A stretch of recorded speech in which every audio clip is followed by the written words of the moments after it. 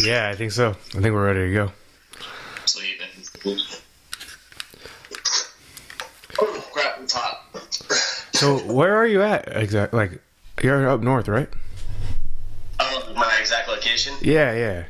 Yeah, give me your longitude and latitude. Yeah, let me just pull those up, copy and paste those in the email, and send those right over. No, man, I'm over in Newcastle, which is like northeast of Sacramento. Okay. Do you know where Auburn's at? Yeah, okay. Yeah, so I'm like 10 minutes from Auburn. Okay. Kind of up in the living with the cows and the turkeys and the deer, so it's kind of nice.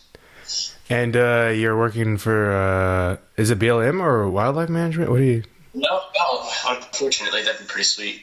I'm working for like a geotechnical engineering firm. They do a lot of work on dams, tunnels, rock wall, kind of erosion control things. I'm pretty new there still. That's still I've been cool. working there for just over a month. And so I'm still trying to like kind of get a grasp on what we're doing. Yeah. But yeah, mainly like we're working on dams and canals and just making sure that those things are they're not going to bust or something like that, you know. Well, you're still out in the outdoors and stuff, right? You're still out there. Yeah, that's what really attracted me to this job was because with my last position over in Santa Rosa, I was working on gas stations, like just straight up sitting on like rundown gas stations in like the worst parts of like Oakland or San Jose. The middle of the city. Yeah, middle of the city, just not what I necessarily picture myself doing in college. Right. Like when I was in school for geology, I was like, I want to look at rocks. Like I want to pick up rocks, I want to look at them and whatnot.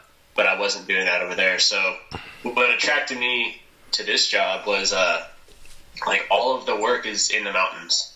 Like last week I was sitting on a lake, a reservoir, Union Valley Reservoir to be specific, and I was just sitting there watching a guy while No, I think we got it. Sorry, I started the Skype recording. My bad.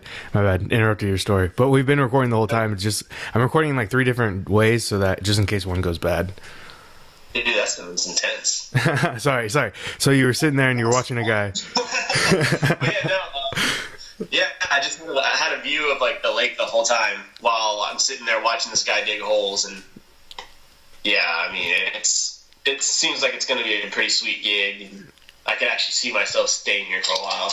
Nice. That's good. That's it. Like good to be outdoors and good to be happy. Like good to be where you want to be. That's the key right there. Like Santa Rosa is a beautiful area. It's just really, really expensive. Hold on 1 sec. No, you're good.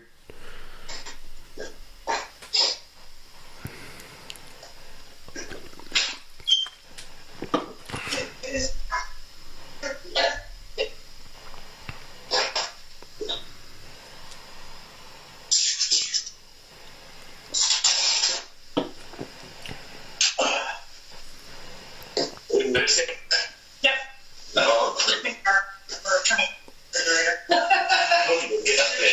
That's not a cheap fix.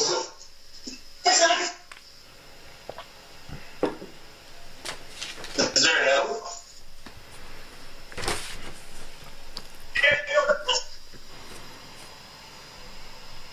Like how little? I don't know.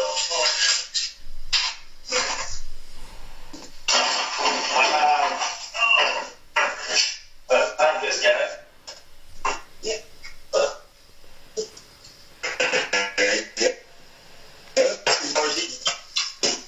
Yeah.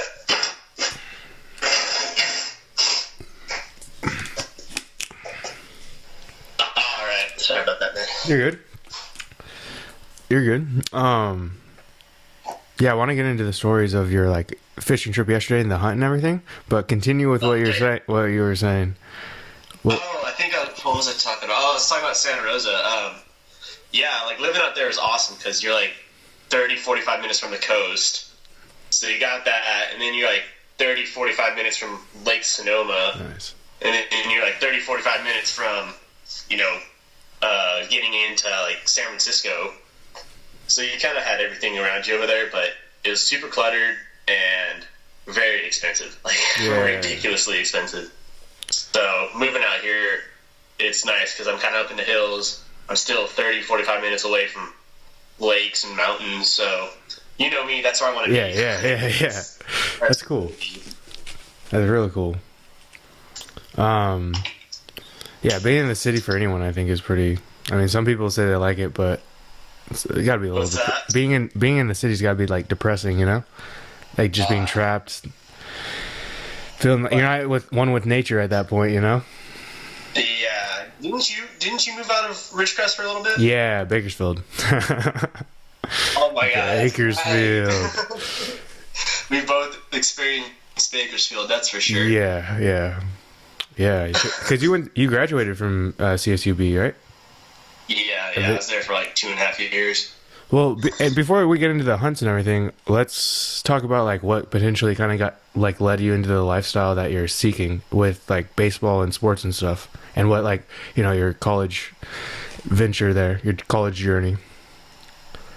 Like what and do you think baseball, kind of being outside and sports and everything, kind of like you've always kind of been hunting and stuff though, even back then, huh?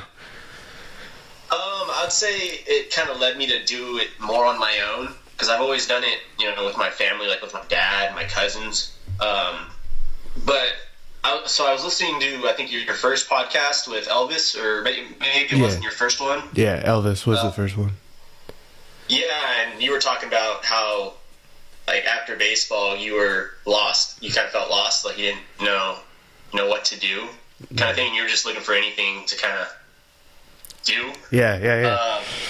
I experienced that similar situation, like, because we played baseball for our whole lives. Like, from the time we can start walking, we had a bat in our hands, basically.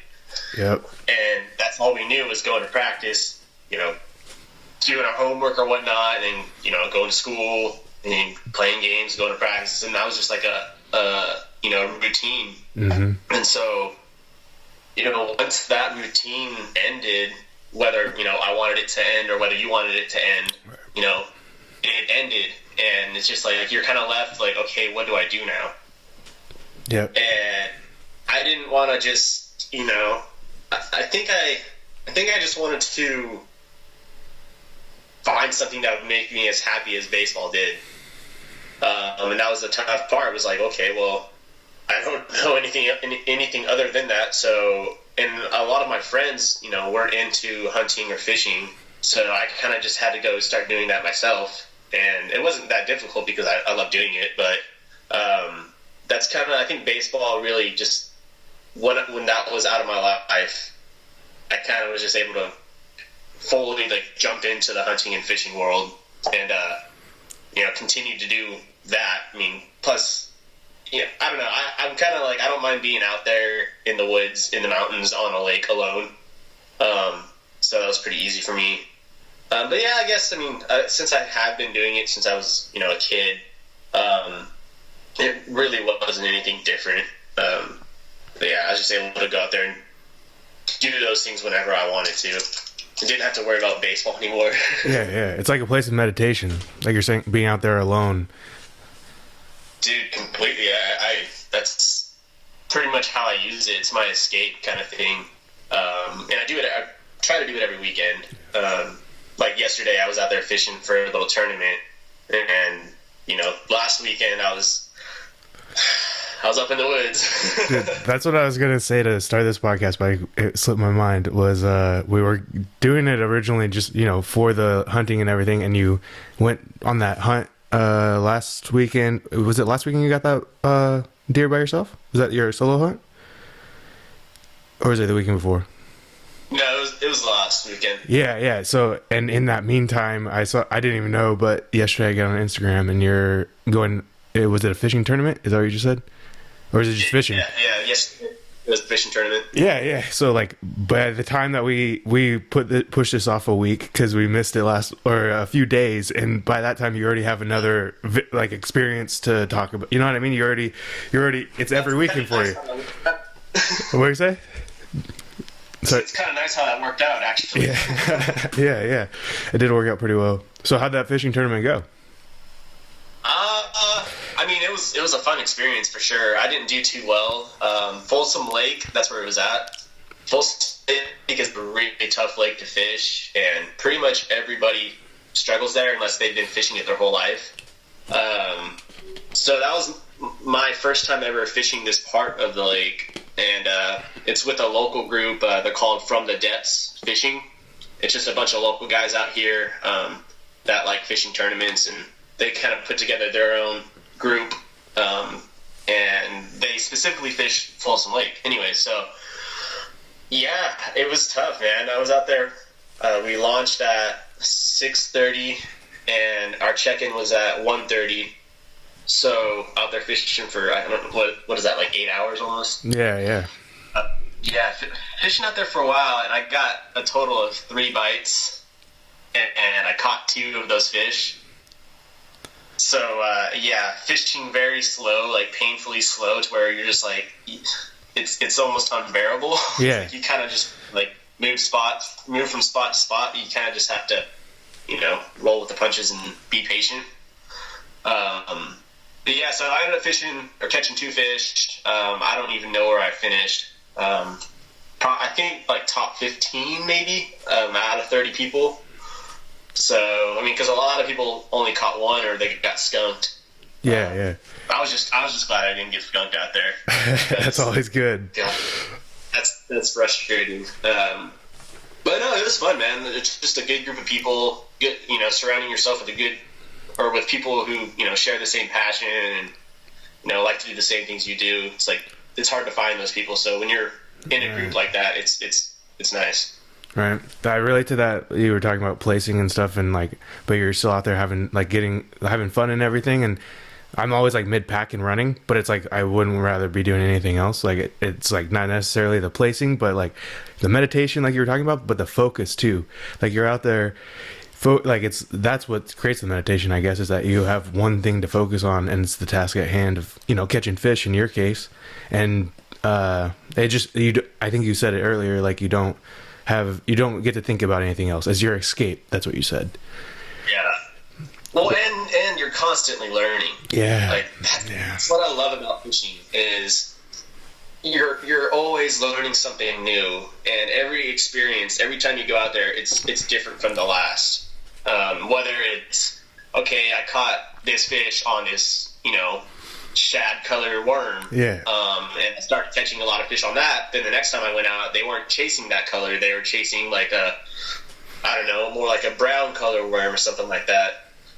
Just picking up on those little tips and tricks right there, and then storing them in your memory bank for another trip. That's like, especially I've gotten into this tournament series, and I've only fished 3 tournaments, but just the amount of knowledge that you accrue over one tournament is just it's insane. Because the first tournament I fished, like, went out there by myself, didn't know anybody out there, and I held my own, but I just learned a lot of things on actual like tourney day, that like the do's and don'ts kind of thing. Yeah.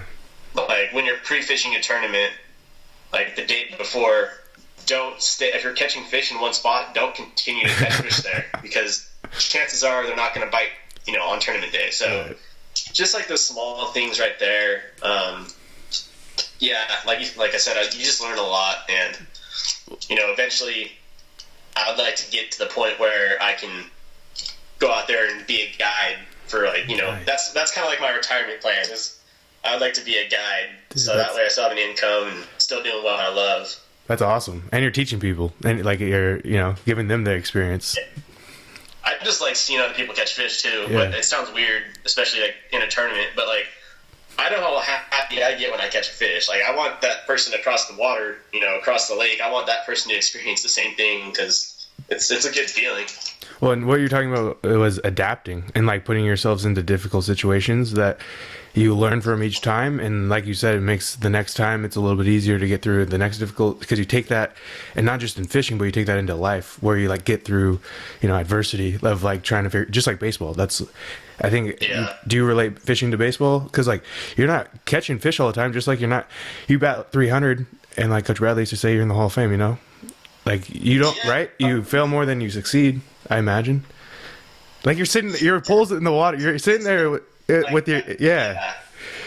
Yeah, you're definitely failing more times because you think, like, I don't know, one of these days I would like to get out there and actually, like, count how many casts I make Right. in a single day and, like, relate that to how many fish I actually catch. Because it's like baseball. You'll go out there and bat 10 times, and, you know, maybe you'll get a hit 3 of those 10 times, but, you know, that's failure right there. It's literally failure, but... It's success and failure. Festival. So, I mean, I probably made, let's see, I probably made somewhere around 300, 400 casts yesterday, caught 2 fish. Right. See, it's even a lower percentage of success there. And you're sitting there.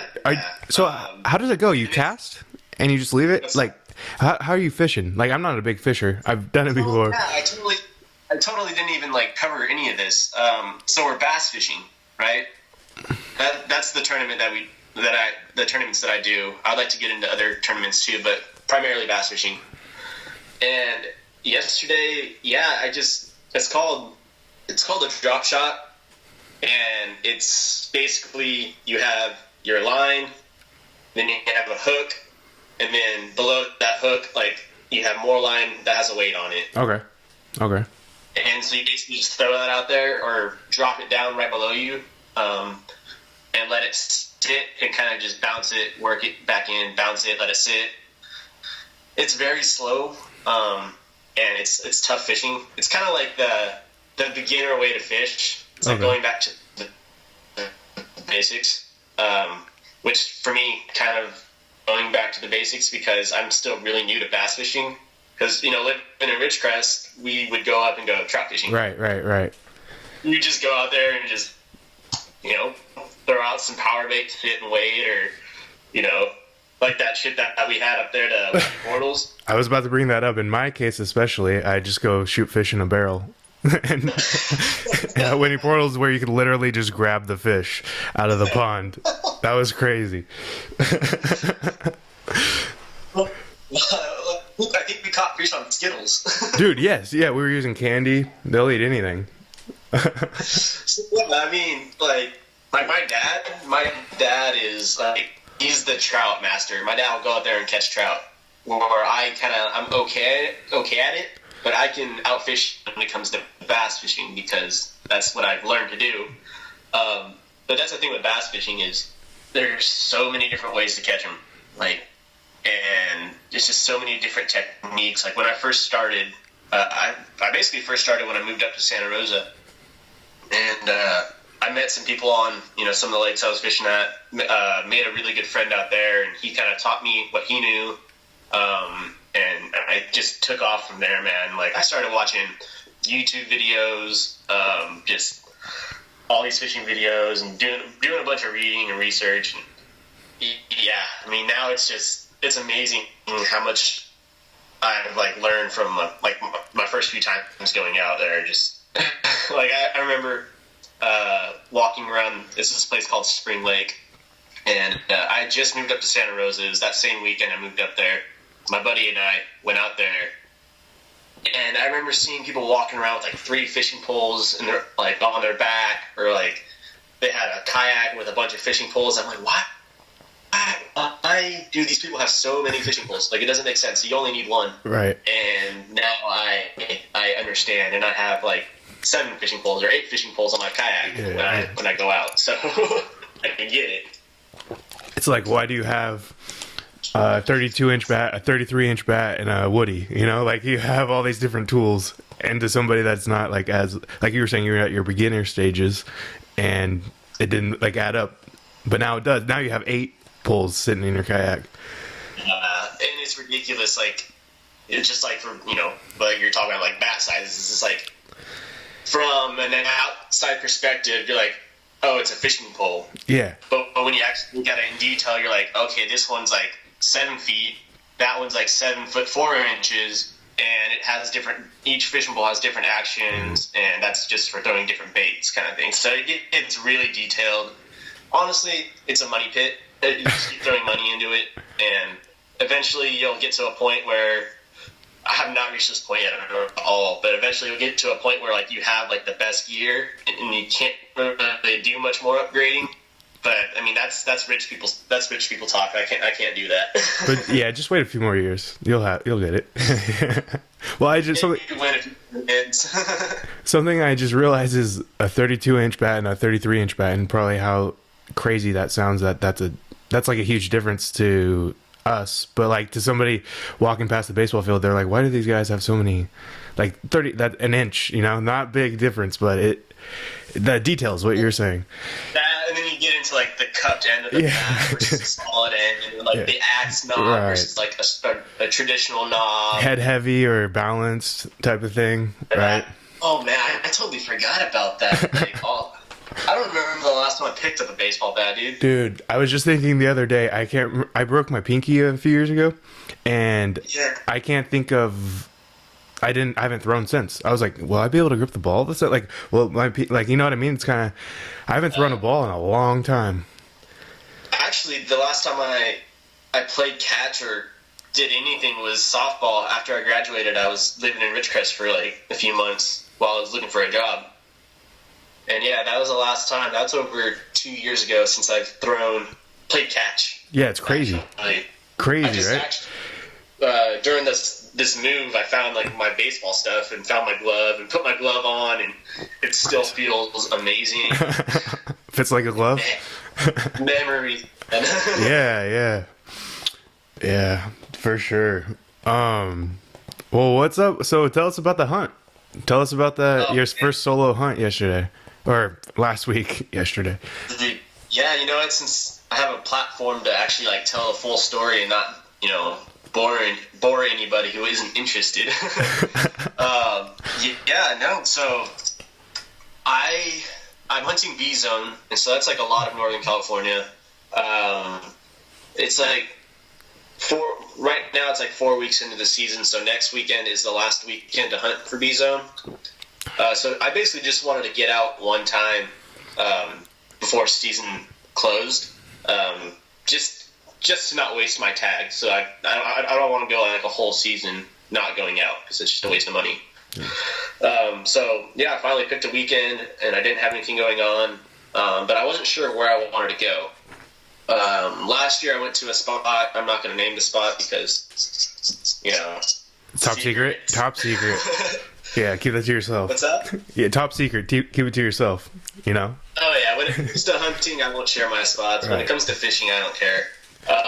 So, yeah, I wasn't sure if I wanted to go back to the same spot I went to last year, just for the simple fact that it's 4.5 hours away from me.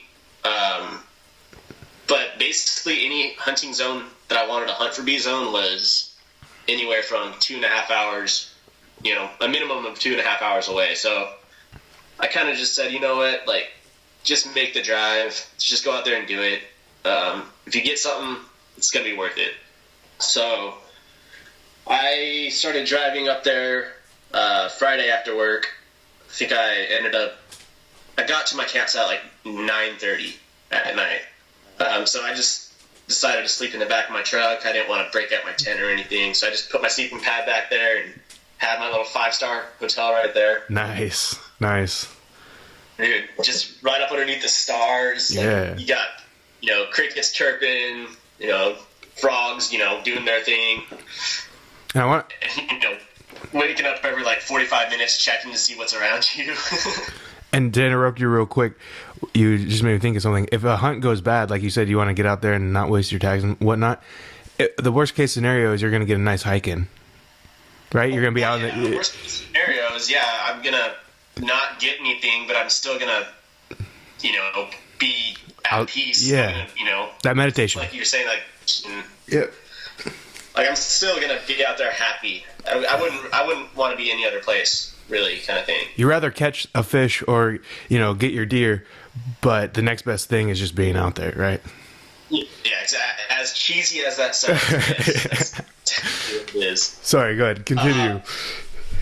So I got up there, so I slept in the back of my truck. I think I had some fried chicken for dinner and a few beers, and I was good to go. And so I woke up early on Saturday morning, probably like 5-ish, because the sun started coming up around 6:40. Yeah, it was like 6:45. So I wanted to get on the road, and I wanted to drive back to the spot where I got my deer last year. So the only thing with that is that road isn't really maintained at all. It's just a dirt road. And there's a few sketchy spots, but one in particular, there's this just gnarly rut in the road that's just this little like creek just cut through. Yeah. And last year when I was up there with my buddies, and we had to actually like stack logs across this little rut in the road so we could get our vehicles over it. Wow. So I was nervous about going there this year, and sure enough, I got there, and I actually prepped before hitting that rut. I threw a bunch of logs in the back of my truck, a bunch of sticks, and then when I got there, I just went over there and stacked them again. Nice. And it's actually kind of nice that it's messed up right there, because it keeps other vehicles from going up to that spot. Right. So yeah, I was able to get my truck over that, and I was like, all right, cool, we're in business. I saw a deer on the way up there. I saw a doe on the side of the road. So for those who don't know, I'm hunting for bucks. In California, you can't shoot doe unless, I don't know if you can shoot.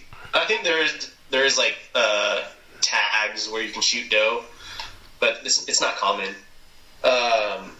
So yeah, I'm looking for bucks, antlers. And a doe is a female deer. To the spot, yeah. Yeah. I get up to the spot where I wanted to like park my truck, basically as far as I can drive up the road, and I didn't see anybody on the way up there. I was like, all right, cool, I've got this place to myself. Nice. As soon as I get over the hill, I just see a side-by-side rhino just driving right past me, and I was just like, dang it, man, like, these guys are out here making a bunch of noise. They're getting the deer running around and everything. So I was like, okay, whatever. There's only one of them. So about 5 minutes later, another guy rolls up on his HEV. I'm just like, oh my gosh, like this is how it's gonna be. Like busy. So I'm like, okay, whatever. Throw my backpack on. Got my gun loaded up. I was all good to go, and I started walking towards, because I really wanted to sit this ridge line and just basically sit there with my binos and just glass. I just wanted to be patient, sit there. I didn't want to do a lot of hiking. Because I was by myself, and yeah, I just wanted to just keep it simple. So I get going towards this ridge line, and as soon as I get to the spot off the road where I'm about to start going down into this ravine, another side-by-side with 3 people pull up. And I'm just like, oh, you gotta be kidding me. And one of the guys was trying to get out of the side-by-side really quick and like throw out his pack and his gun. And so I kind of was like, hey, like, where, like, are you going up there? Like, where are you planning on hunting? He was like, well, I was gonna go hunt the ridgeline. I'm like, kind of threw my hands up. I'm like, that's where I'm going. Like, if I see you up there, I see you up there, kind of thing. And he wasn't too happy, but I wasn't gonna let that affect me. I felt bad afterwards, right. But I was on my way up there, and that's where I wanted to hunt. So, but yeah. So anyway, so I get up to the ridge line. I had spooked up a doe and a fawn. So I was happy right there. Like, I was seeing deer, I was around deer. If I didn't get a deer, I wouldn't have been upset. Just going out there and seeing them was awesome. So yeah, if I get up on this ridgeline, have this beautiful view. I don't know if I can like send you pictures or anything like that at the end of all of this. Well, thanks for bringing that up, because I send pictures of that hunt and like anything else, and I'll just put it up, like interrupting the video every now and again with like pictures, or to start it out with pictures. Yeah, no, that's sweet. Yeah, that's awesome. Yeah. So send me anything that you wanna, and I'll throw it in there. Right on. Are you using like Adobe or anything for like editing or iMovie? You ever use it? Sweet. No, I haven't. I just started getting into the Adobe. And that's a good time to bring up your YouTube channel. Oh yeah, guys, I have a YouTube channel. I'll put it in the description. Honestly, link in the description. Yeah. I'll put a link right here. My name. I don't know if I have any, like, I think it's just my name. Okay. I'll send you a link to that and everything. Sweet. We'll do all that. But anyways, back to the story. So I'm sitting there on this ridge line, and I have this beautiful view. I'm like, all right, cool. This is where I want to be. I'll sit here basically all day, and I'll just sit there with my knockers and just sit there and look. About an hour into that, no, not even that long. It's probably like 45 minutes into that. I glassed up 2 hunchers in that bull that I wanted to hunt or sit there and watch. So that kind of threw a wrench in my plan. Because they're in there, they saw me because I'm sitting over here. I'm wearing blaze orange. Mm-hmm. They're wearing jeans and a t-shirt. Like, I could see them looking at me in their binoculars, so I'm just kind of like waving at them. So I was like, all right, you know what? I'm just gonna let them do their thing in there. Maybe they'll kick up some deer. But I decided to go walk further down this ridge line, and basically it's just like this big old like semicircle ridge around this bowl. And I just walked down the spine of this ridge and sat and watched a few other canyons throughout the day. I think I ended up spotting 2 doe, and towards the end of the day I spotted a forky horn. So it's two antlers on each side, so that's legal. But I saw him at like 5:30 in the evening, and he was 500 yards across another canyon, the opposite side of where I needed to be going. And he was tiny. I think he was still with his mom, too. So I was just like, you know what? That's not safe. Like, I can barely make him legal. And if I, for one, hit him at 500 yards, which I've never shot that far, if I hit him and, like, knocked him down, I would have to go 500 yards in the direction I don't want to go, down some steep canyons, which I didn't want to do. And, yeah, it just wouldn't have been safe. I'm out there by myself, so I just let it. I was like, you know what? I'm just going to let you live another day. Do your thing, kind of thing. So I start kind of, moving pretty quick down this ridgeline because I wanted to get to the main road before sunset. And that didn't happen. That didn't happen at all. I got down into the bowl where I was glassing, and I was walking through some really thick stuff. It was actually really easy to walk through, but it was really tall, and I don't know what it was. But it was very deery conditions. Like, I actually got within 20 yards of a doe because she couldn't see me. She could hear me, but she couldn't see me. So she was just sitting there, and I was watching her the whole time, and she ended up bouncing off, and I'm like, all right, cool. Like, I saw another deer. I'm pretty happy. And then about 100 yards past that doe, I'm coming up on the uphill portion of this bowl, and I have this big old rock that I couldn't see past. I walked up to that rock, and all of a sudden, I heard a big old body, like, just bounce. And when you're out there, and you hear an animal bounce, it's pretty, it's very recognizable. And you can kind of tell, oh, that was a doe, or, oh, that was, a smaller animal. But this one was pretty heavy, and I'm like, okay, let's see what we got here. And at this point, it's probably 6:30. Sun sets at 6:45, and you have 30 minutes of legal light after that to hunt. So I had less than an hour of legal hunting light. So I sat there and I adjusted my scope magnification because it was all the way up because I was sitting on ridge lines. So I kind of just dialed it down a little bit, and I had my thumb kind of feathering my safety. So I'm like, all right, let's see what we got here. So I went around this rock, and that's when all hell just broke loose. I went around this rock, and all I saw was a big body and antlers, just a big old rack on them, bouncing through the woods. And I'm like, oh my God. And kind of just without even thinking, I threw my gun up, flicked my safety off, and got him in my scope. And he's running through some really thick stuff, so I was like, okay, well, I got to stop him somehow. I got to see if I can stop him. And so I hit him with I just went like this. I went, meh, really loud, and it kind of made him hesitate. And when he hesitated, I shot. And I had never shot a deer like full on standing up, like free. I guess it's freestanding. I'd never shot a deer doing that, and I never shot a deer on the run. So I shot, and he was still running. So I racked in another round, and I couldn't get another shot on him because the terrain was so thick. There's trees everywhere, but I was still following him in my scope, and he went over this hill.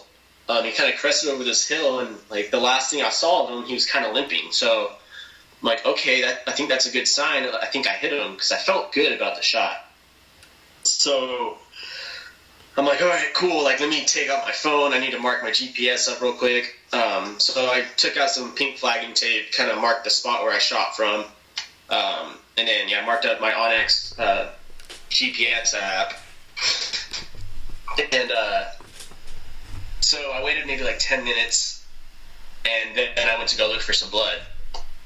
I finally got up to the spot where I thought I hit him at, and I couldn't see anything. I couldn't see any blood on the ground. It was like really thick shrubbery, like just bushes and sticks everywhere. So I couldn't see anything. So I had my flashlight out at this time because it's getting dark. And I go up to the hill where he crested over, and right over that hill, it just drops down into a ravine, just a steep ravine. Not really. It wasn't far from me. It was only maybe like 40 yards down, but it's just downhill. Yeah, when you look at downhill, you're like, I don't want to go there. Because then you'd have to carry him back out, right? Is that the... Yeah. I saw a post that you posted about how you went like 30 yards or something like that in like an hour or something. What? No. Yeah, I'll get to that part. Yeah. Sorry to jump, but go ahead. Oh, no, you're good, man. So I get up on top of this hill, and I'm looking around for blood, and all of a sudden I start hearing things in that ravine, and I'm just like, oh, no. He's in the ravine, like, what am I going to do? What am I going to do now? Like, he's still alive. I can't see. At this point, it's dark. I found some blood, just a few drops of blood, not a lot. So at least I was pretty happy with that because I knew I hit him. So I was like, all right, cool. Like, I couldn't see where he was at in this ravine. It's dark. I can't see through my scope anymore. So I get on top of this rock that gave me like a better vantage point down this ravine, and I'm looking around, and all of a sudden I see eyes just looking at me. I'm like, oh my God, that's him. And he was alive. He was still alive, but he couldn't move. He was grunting. Like, I felt really bad, actually. Just because I knew I hit him right there, and he's just sitting there, like, looking at me kind of thing, trying to get away. And well, you don't want the animal to suffer, right? Like, that's the big thing. Yeah. Never want the animal to suffer. That's what a lot of people get confused with hunting, is they think it's like this bad thing, but large scale agriculture is like, that comes up a lot with hunters, is like it's way worse, and it's way more harmful conditions, and they don't live a good natural wild life, and people get mad at hunters for it's weird right there. Yeah. So sorry, go ahead. No, you're good. So I'm sitting there watching them, and I tried to basically get my flashlight and my scope lined up to where I can at least try to finish them right there. But I couldn't get my flashlight and my scope to get on the deer. Like, I even had my flashlight in my mouth, like trying to basically get it so I can see the deer through my scope, and that didn't work. So luckily I had service out there. So I ended up calling my dad, and I was just like, hey, I got a deer down. Just like, oh, right on, I'm like, yeah, but no, but it's still alive. Like. I told him the story and everything, and so I basically just wanted to bounce some ideas off of him, like what I should do, because I could have gone down there with my 45, my sidearm, and I could have gone down there and just tried to finish him right there, but then I would have risked spooking him off, and because deer are just insanely tough. It's amazing. So I didn't want him to run away, kind of thing, because I would have never found him, because it's dark. It's dark 30. It's pretty much pitch black out there. So I I'm on the phone with my dad, and we kind of decide, like, it's best to just sit and wait him out. Just, let him bleed out. It might take a while, but just let him do his thing. I'm like, all right, cool. So I hung up, and it was actually kind of funny. I'm sitting there, and I didn't want to be loud, but I also didn't want to get snuck up on by other animals because it's kind of cool. Bears and mountain lions, like predators, have learned to kind of follow gunshots. Yeah. Because when they hear a gunshot, that usually means that there's going to be a dead animal. So that's what I was worried about. So I'm sitting there watching this deer, and all of a sudden I hear some stuff coming up behind me. I'm like, what the heck? I turn around, and this freaking skunk, this big old skunk, is just like within 10 yards of me. I'm like, oh my god. Like, so I shine my flashlight on him. He just kind of like looks at me. He's like, oh crap. Like, yep, gotta turn around now. So he just like turned around and walked away. You didn't get sprayed? No, I didn't get sprayed. And I had my hand on my pistol because I'm like, I don't know if this guy's going to come up on me. Like, I don't know what to do. Well, those things are they're like savages. Like, yeah, man, they're mean. Yeah. But no, it was a cute skunk. For a skunk, I was like, all right, man. Like, good for you. That's how they get you. A lot of those rodents look all cute and stuff. Oh, raccoons? Oh, God. Yeah. Raccoons, man. Anyways, back to the main story. So about 20 minutes passed since I got off the phone with my dad, and he's still down there making noise, trying to move around, and he finally gets up. And he gets up and starts walking up the other side of the ravine away from me, and he gets up towards the top, and I'm thinking, like, oh, this is it. He's gonna run away now. Like, bummer, I was pretty upset. And all of a sudden he stops up on the top of this hill, and he stopped for like a minute, and all of a sudden just fell over. Like, did like the signature dead deer, like, he's done. And started rolling down the ravine, or the hill, until he hit the ravine, which was a gnarly roll. I felt bad for him. Like, that's But luckily he was already gone, probably. If he just fell over like that. So I'm like, okay, he's dead. I did the celebratory fist bump in the air. Like, I was stoked. And so I'm sitting there, I'm like, man, I'm gonna have a long night ahead of me. This is gonna suck. Yeah. Because like it's like when you're hunting, how does it go? Hunting is fun until you pull the trigger. Yeah. Because then you got a lot of work ahead of you. You got a lot of responsibility after that, right? Yeah, exactly. Responsibility to get that animal basically dressed out and to a butcher if you're not going to butcher it yourself.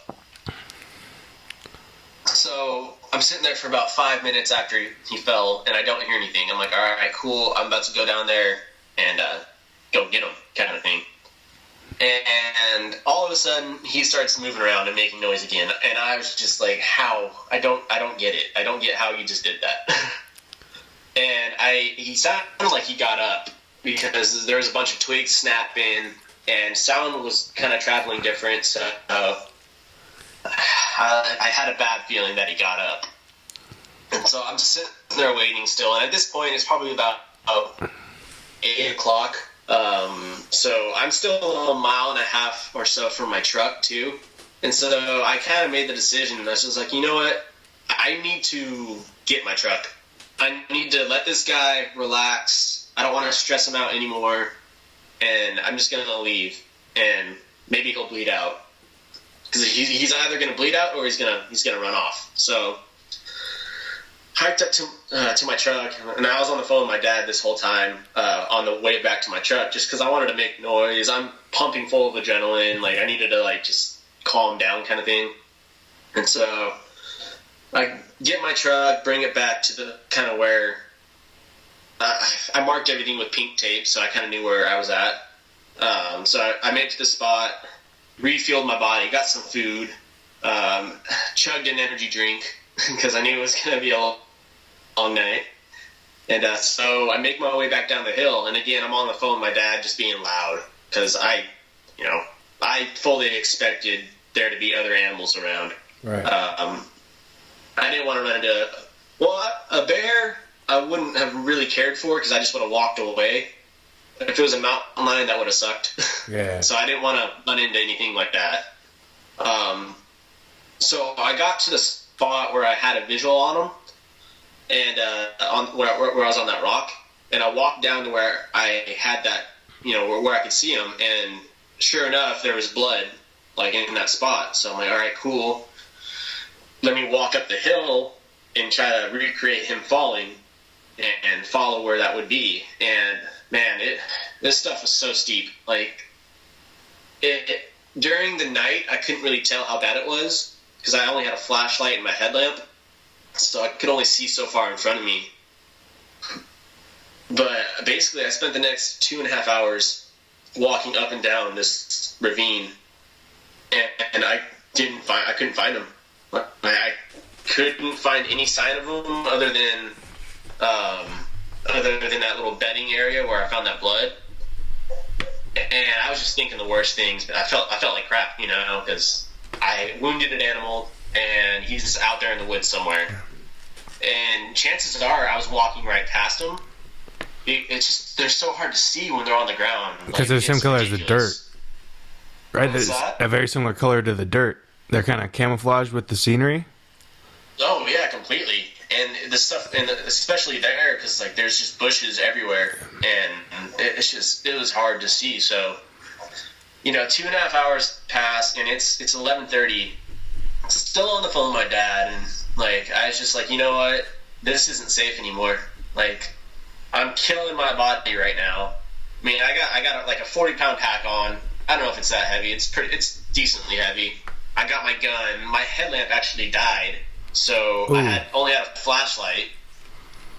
So I made the decision. I was like, I got to come back here during the day.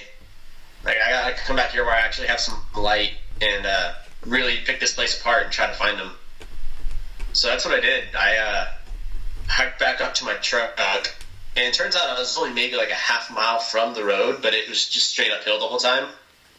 And get to my truck, drove a few, like 100 yards down the road, and slept in the back of my truck again. Oh, dang. And yeah, luckily, I was tired enough to where I was able to sleep. I was kind of worried that like adrenaline would have kept me up, but I was exhausted. So went to sleep. Woke up the next morning. I was kind of taking my time. I wasn't in too much of a hurry, so I got up at like sunrise. So I got up like 6:30ish. Ate some breakfast. Kind of just like, all right, well, let's go do it. Like I was optimistic, but I was also just like, I don't know what I'm doing.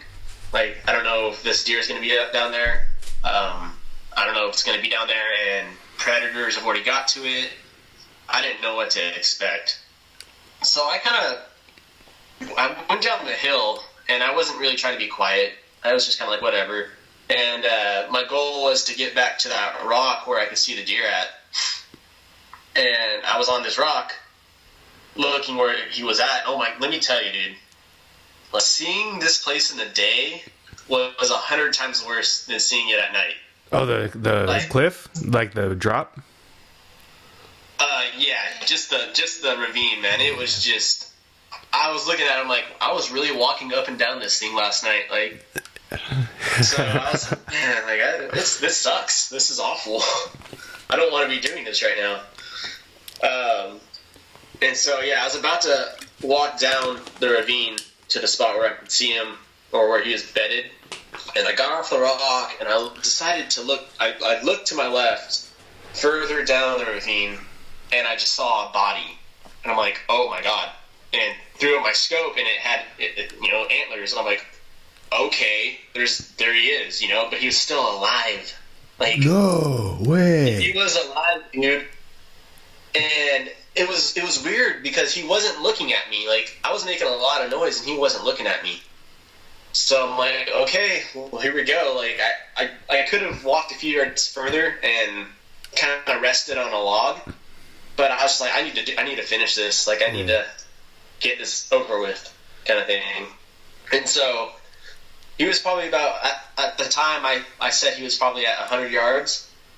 Turns out he was at like 65.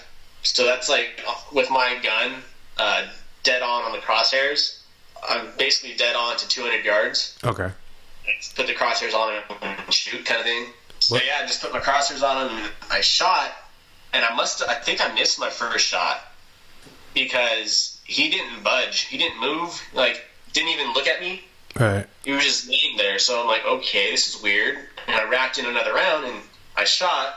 This time I think I hit him because he, like, tried to get up and stumbled. Mm-hmm. And he was on the ground. And I'm like, all right, cool. He's still alive, I think. Which, I'm like, man, this guy is freaking tough. So I racked in another round and I'm just sitting there watching him. And maybe like a minute passes and he stands back up and he's looking at me. And I was like, I hope I don't damage too much meat. And I shot. And I dropped him right there. So, yeah, I was looking at him, watching him. He's down, he's dead. I'm sitting there for 20 minutes, just eyes are just on him with my binoculars. And, yeah, I was able to kind of, like, let out a sigh of relief kind of thing. Because this all happened so fast again. Like, I was only 15 minutes into my walk in the morning. So I'm like, all right, cool. I have a dead deer down. Like, that was my goal. You know, that's what I came out here for, kind of thing. Well, I wonder if that's why you couldn't find him. I wonder if that's why you couldn't find him the night before. I wonder if he was moving around. Do you think he was? Yeah, I don't know, because where he was at, I don't know if I walked into the night before, or it was just so hard to tell. Yeah. But he wasn't in the ravine. He was kind of up on the side of the hill of the ravine. So maybe I didn't walk over there. But I didn't even hear him last night. So, like you said, tough animals, huh? Tough. What's that? Real tough animals. Oh my God! Man. He definitely made me respect him even more, because that's a tough deer. And so yeah, I get up. I had a visual on him the whole time, so I knew where he was at. And I start walking down to him, and dude, just hiking down to him was ridiculous.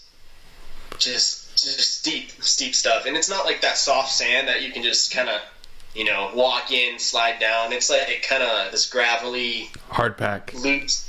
Yeah, it's kind of, some parts of it are like, it's like compacted, but other parts it's loose. You just want to slide down. Yeah, I couldn't just slide down. Well, I did slide down, but it was Yeah. it wasn't my plan to slide down. It just kind of happened. Unintentional slide. Yeah. I'm not saying that I fell. I'm just saying that I strategically moved down the hill quicker than I wanted to. Yeah. In a somewhat controlled manner. Yeah, exactly. Well, something I have a good headlamp, like a $20-$30 headlamp, a couple of them, but I also bought at Walmart. They have dollar headlamps, and they have they're called hat clips, like clip lights or something, and it has like, I wish I had it in arm reach. It has a clip on it, and you could put it on the bill of your cap. And it's a dollar for, and I use them as backup. And they're 3 LED lights, and it's probably like maybe 200 lumens at most, but good for backup. No, that's good. I need to check those out actually, because just wearing that thing on your hat, on your head, gets really uncomfortable after a while. Yeah. But yeah, so I walked down on the deer, and when you walk up on a deer, you want to be careful. You don't, because if it's still alive, you don't want it to jump up and attack off. you, kind of thing. Or take off. Or take off. Yeah. So I made sure he was dead. I poked him around with my gun, and he was dead. And man, it was a beautiful deer. And again, I'll send you pictures. So I'm like, all right, cool, man. Like, I got him. This is my first deer I've ever shot alone. I've always had somebody with me in the past. So the gutting process, like, I've done it. But again, I've always had somebody to bounce ideas off of, or questions I had. So this time I didn't, and so I gutted them out. I was able to retrieve the heart, and I don't know if you've ever had deer heart or venison or anything, or you've had venison, but not deer, not heart. Yeah, heart is actually like really good. A lot of people are like, "Oh God, like why are you eating that?" Like, but it's just like a really good steak. It's all about how you prepare it, like how you clean it and everything. So I was able to get that. So I gutted him out, and at this point it's probably like 9:30ish by the time he's gutted out. And I just turned around and look at the hill that I had to walk up, and I'm just like, this is gonna suck. I'm gonna hate this. So, and keep in mind, like, this deer is probably 110, 120 pounds. So I'm thinking, like, I gotta drag this deer up this mountain or up the side of this hill. And oddly shaped. It's 120 pounds. Oddly, like, it's not a normal. Yeah, you can't just throw it over your shoulder and hike it up, or just attach it to you and hike it up, like. But dude, let me tell you, like when I say like this was steep, like the first 20 or 30 yards was like, I don't know how to measure. It was, yeah, I'm just gonna say it was steep. You should be able to. I can imagine. It was bad. Like just hiking without any, without my gun or without my pack, doing that sucked. So. Did you go back to your truck and drop like your gun off and stuff, or you were doing it with your gun and everything? I wanted to keep my gun on me because I didn't, predators, just in case like bears or anything else came up on me. That's good, smart. Smart. So I had everything on me. I had my pack, had my gun. So I start like going back to what you were saying when you what you were saying when it took me like an hour to go like 20 to 30 yards. Yeah, that had like it took me an hour to go to drag this deer from where I gutted it to drag it up to a tree. It took me over an hour, I think, to do that, and I was just exhausted already. Like, yeah, that sounds. It was ridiculous. So I'm still looking up at this hill. At this point, I'm at a point where I couldn't walk up anymore. I had to like backtrack and go around this area, and I'm just like, you know what? I'm not going to do this. Like, this deer is not getting drug out of here. I'm going to have to field dress it, and I'm going to have to quarter it out. And quartering out a deer, like, I've never done that before. I've never seen anybody do it in person. I've only watched videos, like the meat eater videos. Yeah, explain what that is for the people listening. Yeah, so meat eater, it's a the quartering, and then that, and then the meat eater, both of them. I was gonna ask about both of them. I was gonna. You're good. It's common knowledge to you, like it's more common for you, so you don't even think about it as like some. You know what I mean? Yeah. No, definitely. So quartering out a deer in the field requires it's basically cutting up the deer into manageable chunks, so you can pack it out on your back or on your pack. And so in order to quarter out a deer, you got to skin it in the field. And when you typically shoot a deer and you're able to drag it and you're able to hang it in a tree, you can skin it while it's hanging, and it's way easier. It's 10 times easier, and just you can have a whole 360 walk around of this deer and do whatever you need to it. At eye level. What's that? And at eye level, I'm sure makes it like where you could stand up and do it. Yeah. And there, like, it's just very easy. And so, I made that decision. I was like, I have to skin this deer out here while it's laying down on this slope. And I need to quarter out. So, quartering out literally, like, the quarters of the deer, like the front legs and the back legs, you have to cut those off. Yeah. It's going to sound really gruesome. I know. Go for it, man. Go for it. You got to cut that off. You got to cut the head off. And so you basically have the head, the main body, like the body cavity, where the ribs and the back strap, where all that's at. And then you got the quarters. So yeah, I got started on skinning it, and it wasn't as difficult as I thought it was going to be. I was worried that luckily I had service, so I could reference a video if I needed to. But yeah, no, it wasn't too difficult. I got started on the legs and skinned those up, and then once I got the first quarter out of the deer, I was like, all right, I can do this. Like, this is nothing. I can do this. It just took some time, between sharpening your knives, moving the deer around, trying not to drop crap down the hill. Yeah. Which I did. As I was skinning the deer, my pack rolled down the hill into the ravine. So I had to go down there, go grab that. Luckily, nothing fell out. And so went back up to the deer, and I had these, game bag. Do you know what, cheesecloth is? Yeah, yeah. Yeah, it's that kind of like material, really Like thin, but it gauze. just keeps like dirt and flies and bugs off your meat. Somewhat like gauze for the people that don't, right? Yeah, Yeah, yeah, yeah. yeah, exactly. Yeah, so I was able to skin the deer, get those quarters off.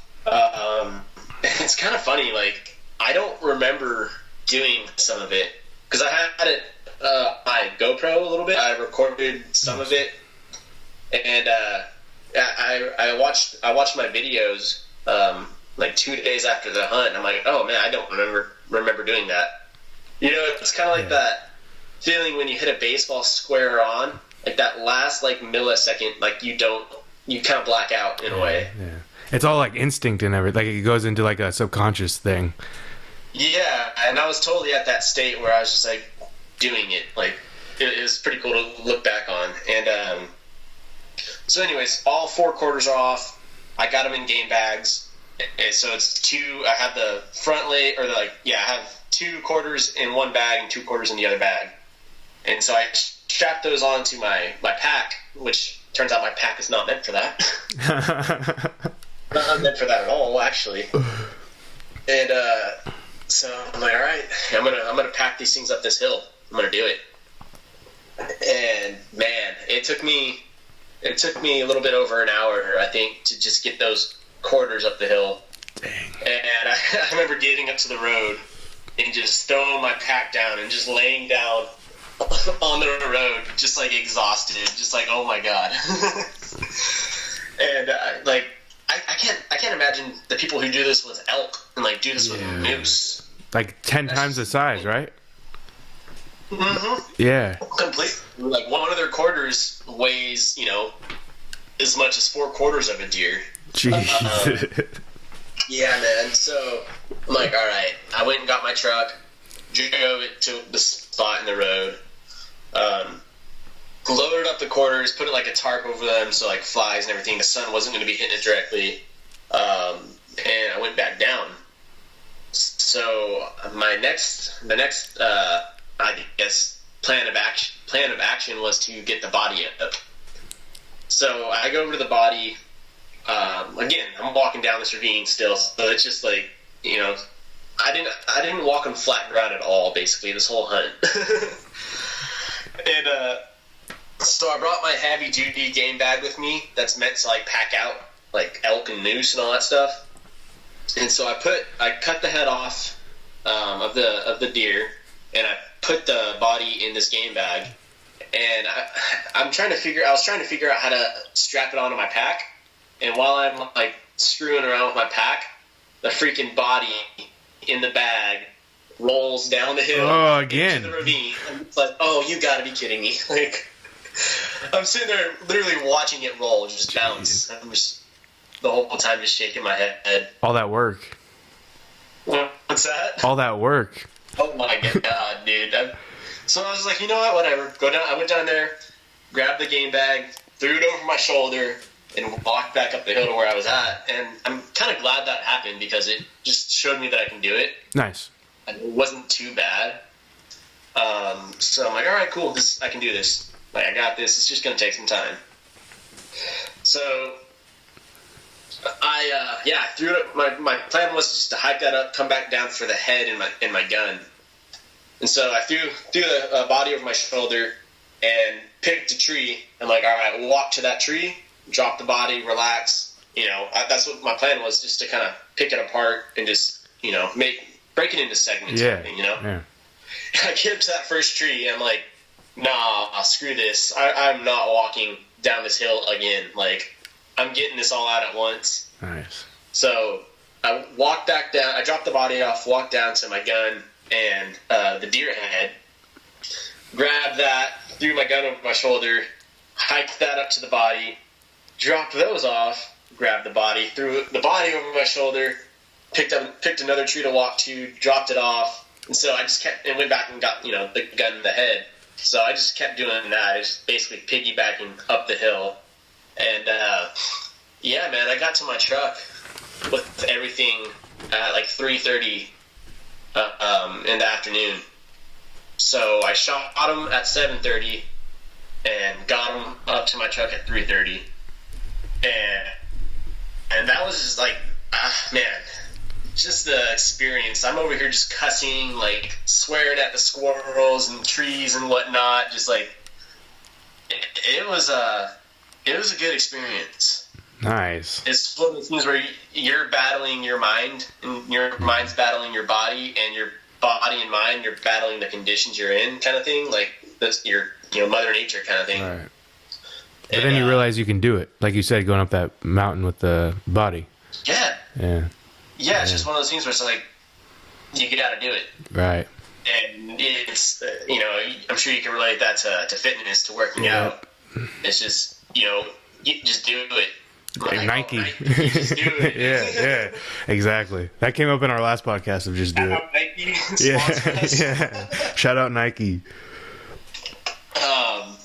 But yeah, so I got the deer. I got everything in the back of my truck, and I still had to go get it validated. So when you shoot a deer, you have to tag it right away. Okay. And so that means you have to. So when you get your hunting license, in your tags, it's just like this long piece. It's like a fishing license. Yep. So you have to fill out your tag, and then attach it to the antlers and everything. But you still have to go get it validated by a government official? No, I think it's just like a law enforcement official. Like not just a ranger, but anyone in law enforcement? No, it can be anybody. Anybody who has that. I don't know what they're called. Okay. So I went to a ranger station. That's where I went to go get it validated. But anyway, so I had to clean off the meat still because it was covered in just dirt from skinning it and quartering it and whatnot. So I cleaned the meat off. I called up a butcher in Reading, and I was calling around to multiple butchers actually. And one of the butchers was like, "Oh yeah, we have some room. Like just bring it in." We stopped taking deer in at 7:30. Like, all right, cool. That gives me time to get down this mountain, go get it validated, throw it on ice, throw the deer on ice. All right. Just to keep the meat cool, and that gives me time. I think I can do this. So I get down the hill, and I go to the ranger station that's right there. It's conveniently located, and I get there and they're closed. And I was just like, oh man, like I still gotta get this thing validated before I bring it into the butcher shop because they won't take it. Okay. And as I was about to leave, I called the butcher shop in Reading, and they were like, "Oh no, we're full. Like, we don't have any room." And I'm just like, "Oh my god, like what am I gonna do?" Right. So I was about to pull out from the ranger station to go get ice, and I see somebody walking out of there. Out of the station, so I got out real quick and was like, "Hey, like, do you work here?" And he's like, "Oh yeah." And I was like, well, "Can you validate a deer?" And he's like, "Oh yeah, you got a pen?"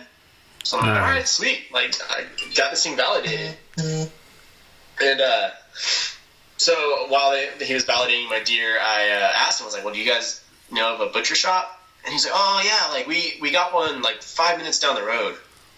So I was like, "Oh my god, okay, cool." So let me turn this on silent. Alright, there we go. Cool. So, I drove down to the butcher shop, and it's just like this tiny little... There's like a burger bar, and then there's a meat and deli butcher shop, and then there's a bar. Just really small. And I walk in there, and luckily they're able to take my deer in, they're able to process it. I was able to... So, they actually finished butchering it on Friday. Okay. And I ended up getting like 10 pounds of sausage, 10 pounds of Italian sausage, 10 pounds of burger, and then the rest are steaks. So probably like 20 to 25 pounds of steak.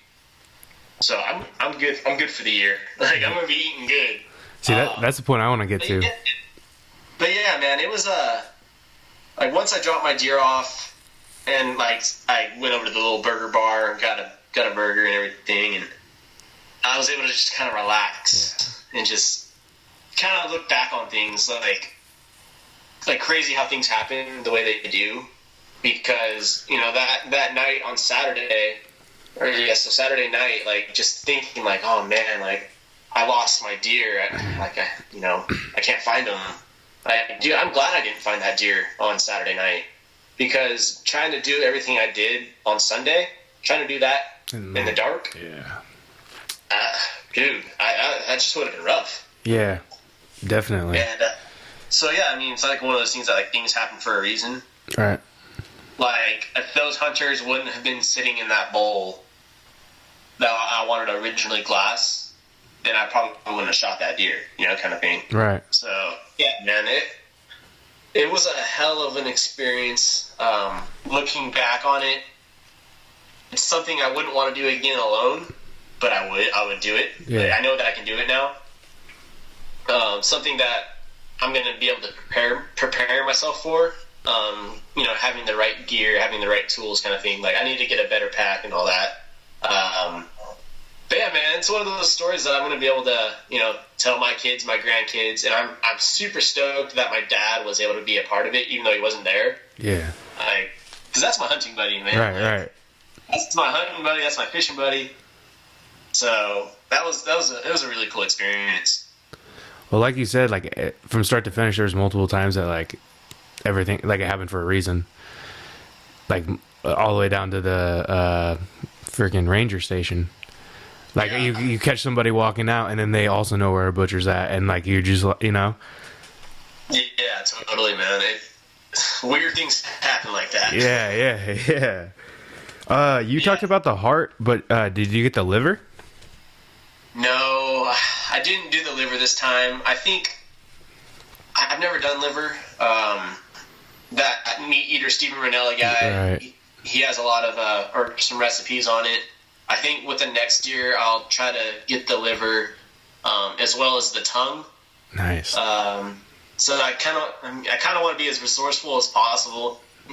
I like to believe I'm an ethical person when it comes to that stuff. Don't want to waste anything, kind of. And you can actually take the bones too, and right, bone marrow.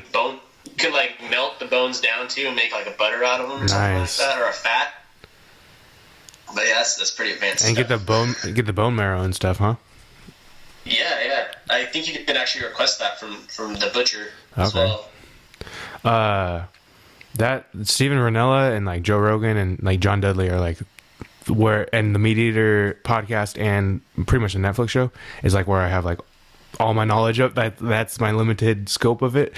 So It was awesome to know that you like Steven Ranella was like a pretty big influence on you. Talk about the benefits of eating wild meat, like how it tastes a lot richer, and it is like richer in nutrients, and like how it is so much more beneficial than industrialized grain fed. I just enjoy knowing where my food comes from. I enjoy being able to be self-sufficient and not rely on a bunch of other people and companies to provide me with food. I mean, of course, I still go to the grocery store and I buy chicken, I buy, vegetables and all that stuff. But eventually I'd like, when I get my own place, I would like to, have a garden in the back where I can grow my own stuff. My dad has done that for his whole life. He's always had a garden. So, yeah, man, just being able to open up your freezer and see your steaks that you went out and got, like you went out and worked hard for. Like you can just go to a grocery store and buy steaks, but I don't know, it's just a different feeling. And I think the food tastes 100 times better when you've done it yourself. Well, that was what I was going to bring up too, is the rewarding, like that, where you dropped it off at the butcher shop, went to the burger place, and like you sat there and you like kind of reflected on it, and then you eat it, and it's just like cooking food compared to getting it cooked for you. That's more rewarding. It just feels better, tastes better, but then it's food that you actually went out there, you got it, you like did all those steps to get it, and you cook it. Like it's like, I imagine the reward there is just exponential. Yeah, man. And plus, I don't know if I can't really say it saves money because of how much money you spend on, gas, on all your equipment, But it's an experience. Like the experience that you said that you could tell your grandkids, or like it's like it'll never leave you. Like that you did that. It's self-sufficient. It connects people together too. Like just running into strangers out in the woods, or when you're out fishing, and like I've met like really close friends. Like I've made really close friends recently just from meeting them on a lake, or just talking to them. Like it brings people together, and without getting like political or anything, because I'm not about it. Like, it's just it's nice to get away from all that, and with all the freaking stuff that's going on in the world, like being able to just go out there and like I said, like meet people that are like minded, and just it's just it takes you out of the normal, out of the norm, out of the society. So of course hunting gets really bad backlash, especially here in California. I don't even think it's hunting that gets backlash. It's just guns. And I don't know if I want to get into that. Yeah. So. I think we're probably in a pretty similar agreement. I think.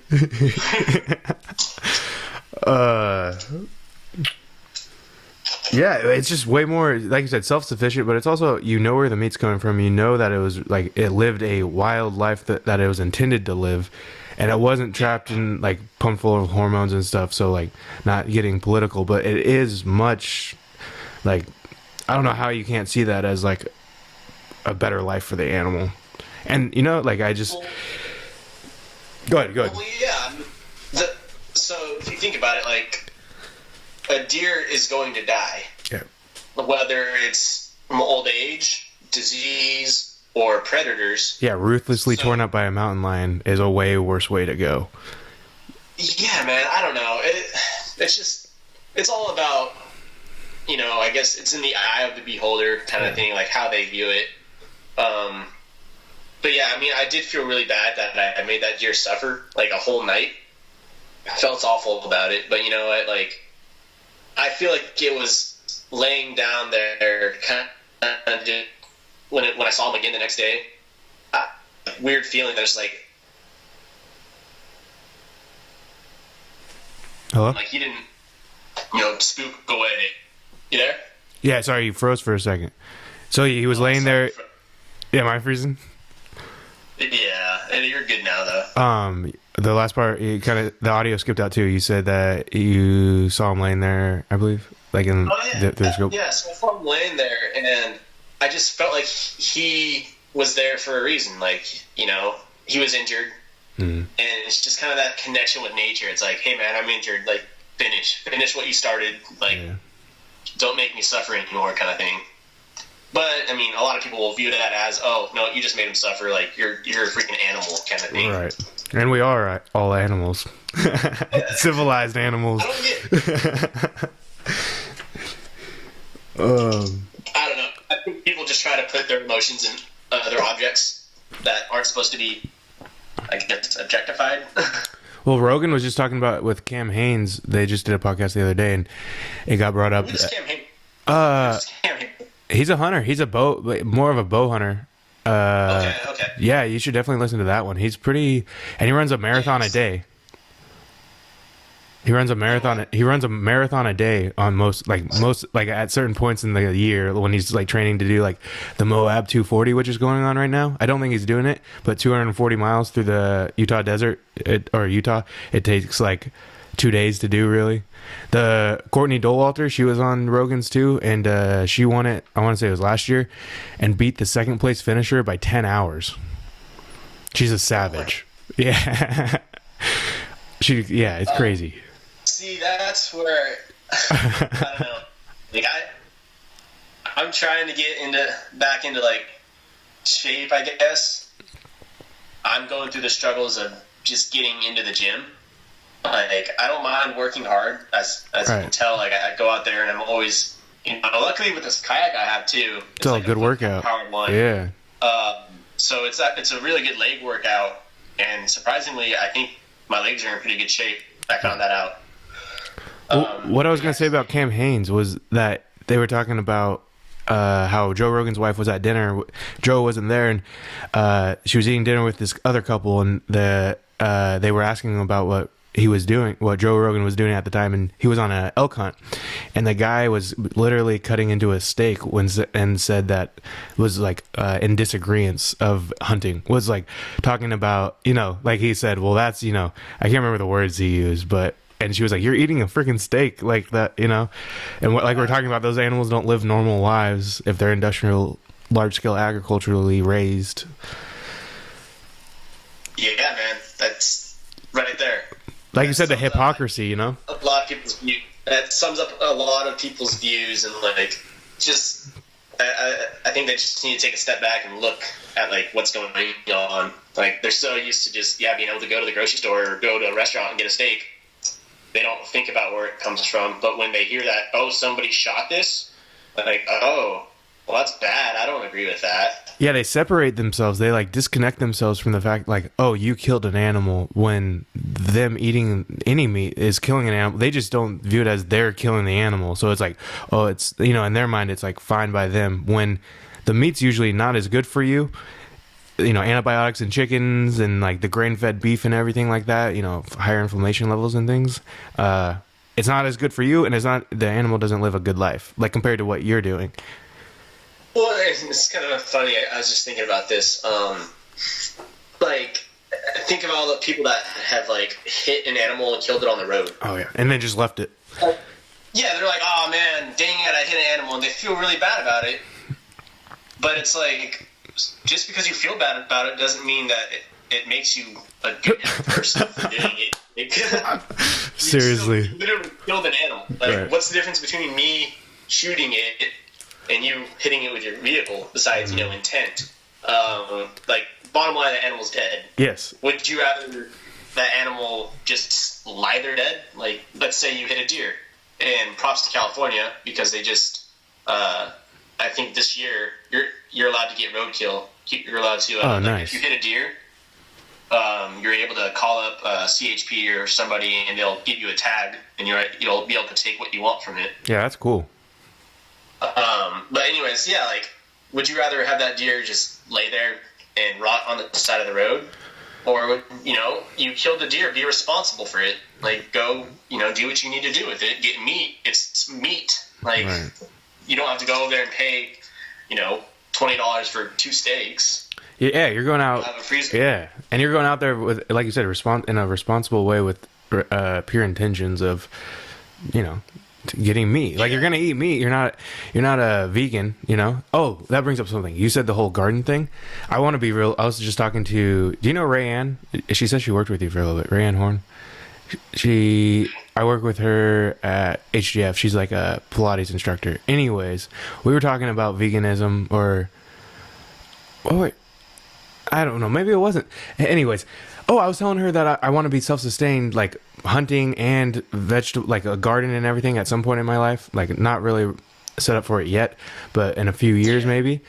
But the thing with gardening is, like, you take vegans, for example, a lot of people think that they're protein deficient, which they may be, but the thing that's overlooked a lot of times by many vegans, or when people are on a vegetarian diet, is they are iron deficient because of our large-scale industrial agriculture of growing crops in the same field for the last like 50, 60 years, and it's sucked up a lot of nutrients, including that iron, where when you grow in those fields now, there's not as much iron that's going into the plant. So, but if you're growing at home and you're rotating your crops in different soils, you get that. That's like one recommendation they make for vegans, like grow your own vegetables. Man, I never thought about that, actually. So, yeah. I mean, it's not something you would think about, until you're told, hey, you're iron deficient. Like, it's not something you think about. But it's like a lot of people don't know why, too, Yeah. No, that's interesting, man. Like, just, like you're saying, it'll sustain yourself, man. And it's a good feeling. Yeah. it's a great feeling. Like, way more rewarding. You planted, asparagus and squash and whatnot, tomatoes, and you're good for the year. Like, you walk out there, pick one and eat it. And you know exactly where it's coming from, and like, no pesticides. Like, you're getting rid of a lot of crap that we put into our body nowadays. Oh, for sure. So talk about how, like, do you have anything to say about like Steven Ranella and like how he's like influenced you? Yeah, man. Steven Ranella, like, with his show, like the Meat Eater show. Yeah. It's the first show, like, hunting show that I've ever watched that wasn't about the kill shot. Wasn't about, I'm going to kill this animal, and I'm going to, because a lot of these hunting shows you see on TV, I think it's changing a little bit now, but a lot of the hunting shows are like somebody sitting in a tree waiting for a deer to walk right under them and then just shooting it. Yeah. Or sitting in a stand on a farm somewhere in Texas, just, where there's hundreds of deer, just waiting for one to walk out, like to a cornfield or something, and then shooting it. So this is actually one of the first shows that I've watched where they didn't get an animal. Okay. And it's very educational along the way. They're explaining what they're doing, why they're doing it. They're not sitting here just, promoting products, promoting brands. They're, like, hey, like, don't use that or this. Like, basically, don't use crappy equipment. Like, we're going to tell you, like, this is what we use. We recommend them. Like, it's good stuff. Anyways, so, yeah, that's one of the first shows I watched where it's like you're learning as you're watching. And he's very well versed. Like, the way he speaks about things, very eloquent. Yeah, he's a good life coach beyond hunting. Beyond hunting, he's good at, like, life coach. What you're saying, it's more than hunting. Yeah. Kind of like Bradley in a way. Yeah. In a very rough way, yes. Dude, yeah, I've been thinking about that a lot recently, but quite often since baseball is like, you think that he's coaching you in baseball, and I can't even fathom how many times I'm like so appreciative of like the, it's overflowed into like life. Like it's not, baseball's over, but like those lessons are still there, Be better tomorrow than your worst day. And good enough is not good enough anymore. Yeah. Dude, seriously. It's constant self-improvement. What did you say? What did you say, Brett? Oh, I'm freezing? It's probably my internet, honestly. Am I still frozen? It might be because I'm in the hills. Am I still frozen? Alright, cool. I have to use the restroom real quick, but if you want to talk about your YouTube channel, I've watched some of it, so you could just tell some of the people about it, or unless you're like good. No, I can tell them about it. Yeah, do it. I'll be right back. Alright, cool. Sure. Oh, that's weird talking to. I know. I thought about that. Just put like a cardboard cutout. Cardboard cutout. Here, I got something. I'm just kidding, man.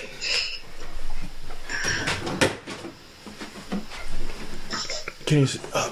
It's a gas pump for a child with a face. Oh wait, let me unblur the background. Unblur. Being so hard. All right. So now you got something to talk to. Perfect. It's alright, you can do a little sideways. Cool. Alright, so while Zach's off in the bathroom, what he was talking about is, so I just started my own YouTube channel. I'm going to give Zach the link to that so you guys can just click on it. Right now, I only have 2 videos. It's been something I've wanted to do for a while, but just haven't taken the time to sit down and edit a video. Anyways, so these videos are pretty much just about my fishing adventures, and I will start including hunting videos. But yeah, it's just kind of like from start to finish, like what I'm going through, especially for fishing out there, because I'm out there on my kayak, and it's just kind of, I like it because it allows me to go back and look at my videos and see what I was doing wrong. But for you guys, like, I get to show you guys what I'm doing, and I made it primarily for my family so they can like kind of just follow along. Yeah, that's what I got going on there. It's still really new. I'm still pretty rusty and beginnerish at editing videos, so they'll get better. But yeah, if you want to just if you have 15 minutes and you're just chilling there, check it out. Like, you ain't got nothing to lose.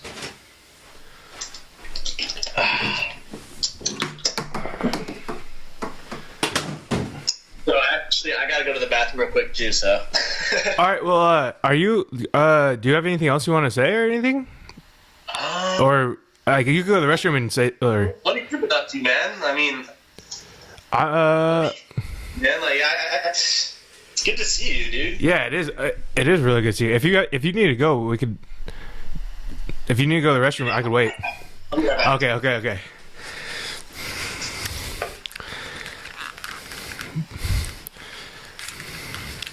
I'm not sure if I'll cut this part out or. It's been a while since I talked to Scott. It's really nice to talk to him. It's real good. You should really check out his channel. Real good outdoor enthusiast. He's been into the outdoors since I've known him. Probably the one of few people that I could say loves baseball more than me.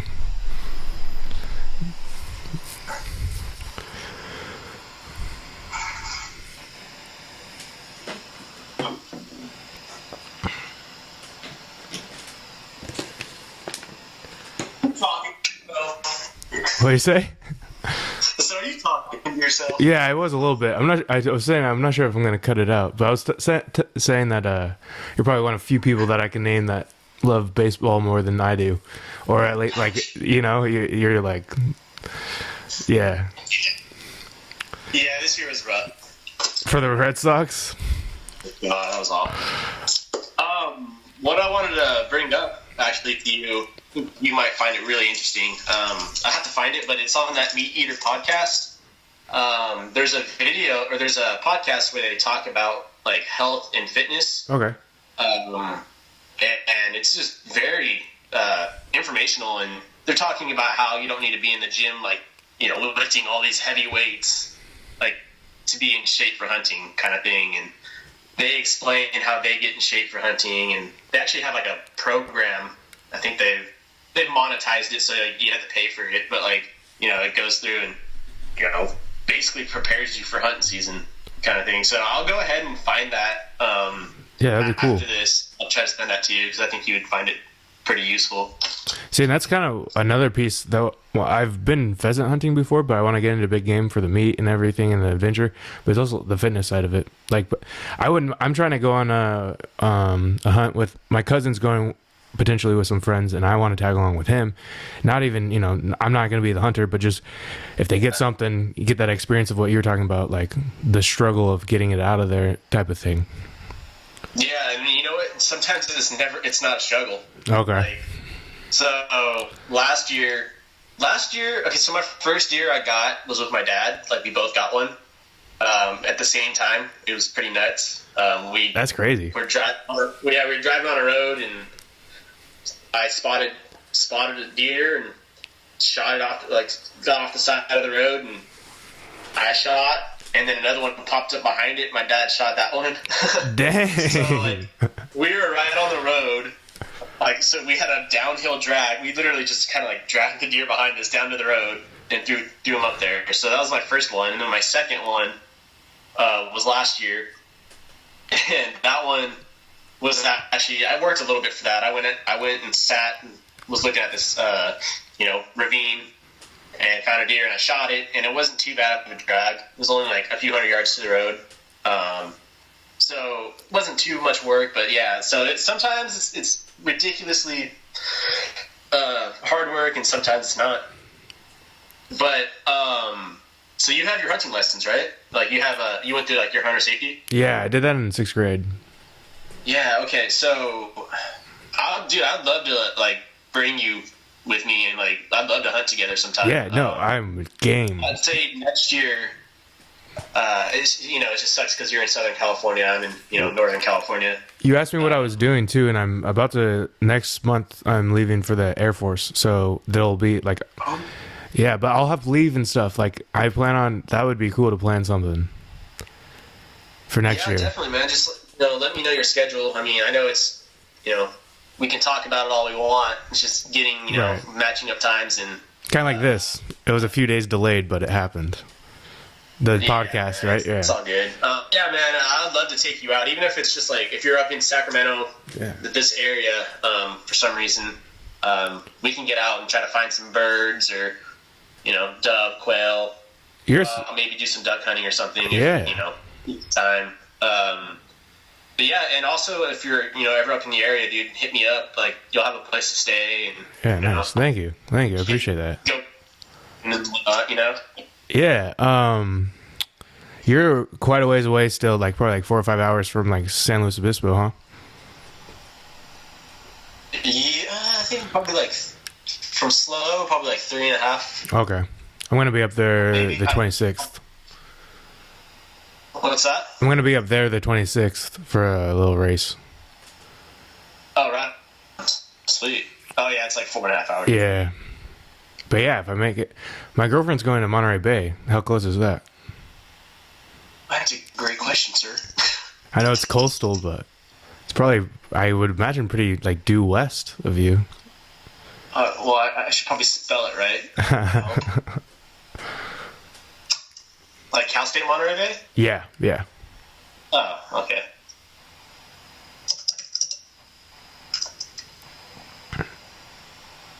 It's like a little over 3 hours. What direction? Southwest. So. Okay. Still not up to you at that point? No. Dang. You're quite a ways up there. I'm pretty far north, yeah. That's the thing about California. Like going to San Luis Obispo a few weeks ago, I was like, we're not even like really in the central part yet. Like it's huge, freaking huge. And yeah, this is about as far south in the Central Valley that I want to be. Yeah. Like, south of Sacramento, you're into like Stockton and all those areas, and not the bee's knees. No bueno. What's that? No bueno. Yeah, no, not at all. I'd actually like to get out of California, but Yeah. That's what. Yeah, I'm hoping the Air Force doesn't station me in California. That would be a. yeah. So what's up with that? You're like set to go. Yeah. I was supposed to go in April. Like I've had like. Froze. Yeah. Oh, I'm freezing. Am I freezing? Yeah. Good. All right. No, Cool. you're good. Yeah, I've been kind of waiting for about a year now, but finally go in November and for firefighting. So something that kind of is applicable on the outside. Yeah, I'm excited. Use the like personal training and nutrition and everything on the, as a side gig kind of thing, but you just have 2 paths. Dude, yeah, man, that's awesome. I just didn't want a desk job. I'm always trying to avoid a desk job as much as, so firefighting was good. I feel you, man. Yeah. And you're going to be able to get out of, like, I don't know if you're trying to stay in, like, Ridgecrest or anything, No. but... Yeah, yes, exactly. Exactly. Like, I know it's easy to get stuck there, so... Yep.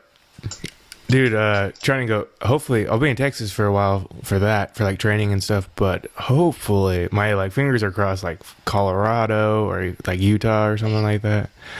Yeah, I wouldn't mind Colorado. Oregon. I think Wyoming or Montana is where I want to eventually end up.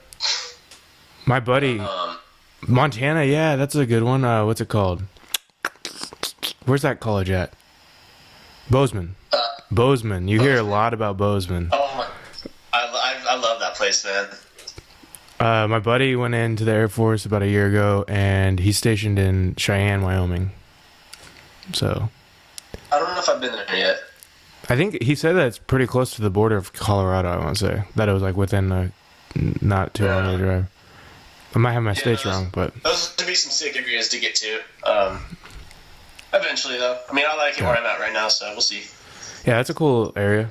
The more up north you go... Have you ever driven through, like, Oregon? Yeah. Dude, freaking beautiful. Yeah, I actually drove, basically to the border of Washington and Oregon. Beautiful, right? And oh my god, Oregon is beautiful, but I don't know if I'd want to live there just because it's basically another California in a way. Yeah. So I don't know. We'll see. Cam Haynes actually lives in... I want to say he lives in Eugene. He lives in Oregon, and he was just saying that they're not very friendly to out-of-state hunters. Like, they give all the tags and stuff to in-state, and there's hardly anything you can get if you're not a resident of Oregon. Well, from what I've heard, and I could be completely wrong, I heard hunting isn't that great in Oregon. But Okay. I could be completely wrong. Well, I know he definitely goes other places to hunt, it seems like, more often than not. Like Utah. You said you're going to be in Texas, right? Yeah. Yep. Yes, sir. Yeah, I mean, that's if you want to go out there and freaking shoot a deer, that's the place to do it. I mean, it's not going to be like you're going to be probably hunting on somebody's land. But they have like they were just talking about. I think it was on the Cam Hanes, Joe Rogan. They were talking about there's like a 1.2 million acre property, like one ranch that's 1.2 million acres privately owned for hunting, and like you get out into that and it's like it's not going to even feel like you're on private land. Like it's just wilderness. Well, it's Texas. I don't think that Texas doesn't have any public land. Right. Yeah, I've been there before, and it's all fenced. Like as you drive down the like it's all different properties as you're driving down the highway. Yeah. It's like owned by the people. It's so weird. Yeah, it's like good and bad. I've only driven Texas, so it's good and bad though, right? Like owned by the people, but also you got to get somebody's permission to pretty much do anything, kind of thing. Yeah, pretty much. Hey, if you have money to give them, chances are that you're going to be fine, you know? Or like wild boars. What do you think about that? Because that's I know boars are a big one in Texas, right? Yeah, I don't know enough about them to actually like sit here and like speak on them, but basically, yeah, there's no getting rid of them. Yeah, they're they're infestations. No matter how you shoot, they're going to reproduce. Another thing I heard about on that Meat Eater podcast when they're talking about coyotes, and it's super interesting that coyotes have this gene. So like when you're out in the desert and you hear them like yipping, they're producing more. It's a chemical reaction that produces more offspring. Yeah. Yeah. So you know about that? Yeah. Man, that's nuts. Like there's no getting rid of coyotes because they will always produce to sustain their population. I think boars are similar. You pressure them. Yeah, you pressure them and it just creates more. Yep. Sweet, man. Do you got any other questions you want to ask? When did the Pats play this week? Because I was they played on Tuesday. Oh yeah, they did. It looked rough at the start, and then my God, they look rough at times, and then you just pull it together, and the final score doesn't reflect how stressful the game was. It's Tom Brady, man. Dude, yeah, he always comes up clutch, but that defense, our defense is solid, I think. 14 receptions already. Yeah. We have 7 more interceptions than any other team in the league, like than the next team in the league does. Yeah. Who's that guy? I'm blanking on his name right now. It's not Samuel. 24. 24. Oh, Gil. Yeah, Gilmore, right? Yeah, dude. When I think last year was his first season with the Patriots. It might have been 2 years ago. Okay. But yeah. But when we first got him, I remember he was kind of struggling to like, and I was like, oh no. And I was like, he's clutch. Very clutch. Yeah. Yeah, I'm excited for this year. Like the whole Antonio Brown thing was weird. Yeah. Like I was stoked that we had him, but at the same time, I'm like, this doesn't feel like it's gonna last. And you were right. Well, and now he's trying to get back into the league, and he wants to play for the Patriots and everything. I didn't hear about that.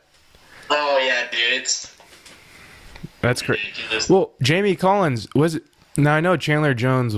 Like when the Super Bowl was in Phoenix, he got in trouble like the day before the Super Bowl, fell asleep like behind the wheel of his car. I shouldn't be getting into this, but fucking Jamie Collins he had a similar thing where they kind of cut him for. Right? Or did they just trade? Because now he's back on the team. I don't remember what happened with him. It was something like that because he went to the Browns, right? Yeah, he went. I think. Yeah, I'm trying to remember where Jamie Collins went, but he was definitely off the team for a while. Yeah, and then Patrick Chung right now, he's going through some stuff right now because I think they found like cocaine in his house. Oh dang!